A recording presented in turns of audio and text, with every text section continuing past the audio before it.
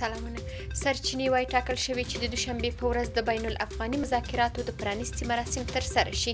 د امریکا ځانګړي استازی زلمي خلیلزاد هم د سولې بین الافغاني خبرو لپاره قطر ته تللی دی. حمدالله محب وایي پر جمهوریت د دې لپاره ټینګار کوي چې په جمهوري نظام کې ټولو ته ځای شته. د نوموړي په وینا د حکومت غوښتنه دا ده چې انسان وژنه ختمه او د زور په ځای د انتخاباتو له لارې سیاسي واک ولېږدول شي. ټاکل شوی نوی کابل بانک د افغانستان له ملي بانک سره یوځای شي.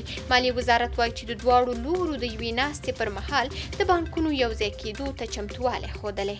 د ملي دفاع وزارت سرپرست وایي د افغانستان هیڅ برخه به سقوط ونه کړي.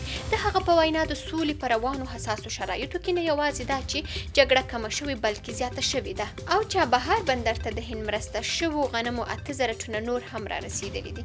ایراني چارواکي وایي ډېر ژر به دغه غنم د موټرونو په وسیله افغانستان ته ولېږدول شي.